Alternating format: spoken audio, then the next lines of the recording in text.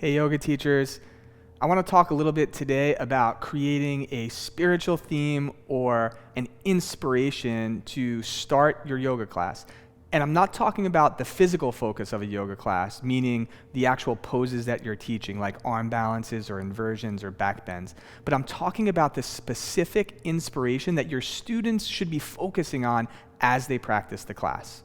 And over the years, I've had so many of my students come up to me after class and say, wow, the way in which you started class really spoke to me. It was so relatable. I felt like you were talking to me directly. And over time, I've started to think about that and why I got that response over and over and over again. As we know, there's lots of different places to draw this spiritual inspiration from to start your class. Oftentimes, teachers look at poetry, or they look at the classic spiritual books like the Yoga Sutras or the Bhagavad Gita. They even look at some of the subtle body influences like the chakras or the koshas. Sometimes if you're really into meditation or Buddhism, you can even draw in aspects of those practices to give your students guidance as they move through the physical practice.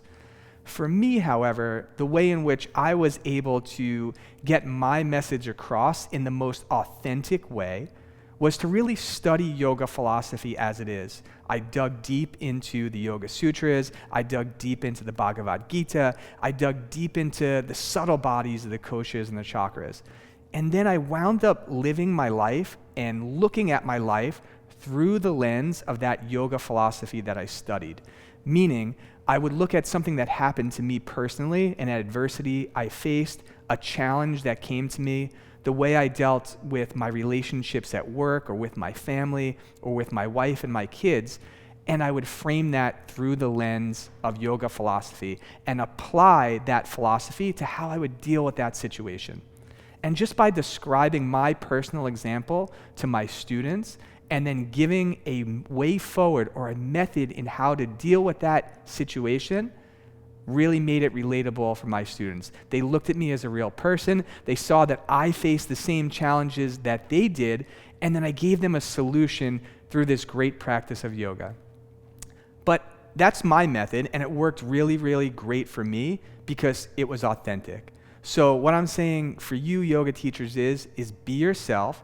Talk about the things that inspire you, whether it's poetry, whether it's yoga philosophy, whether it's meditation, whatever it is, and bring it to your class. And then also take a personal example of how you use that inspiration to face an adversity, to overcome a challenge. And if you do that time and time again, your students will think that you are talking to them directly and really start to be inspired by your practice and your lifestyle and your message for your class. Check it out. Let me know what you think, and we'll see you again next time.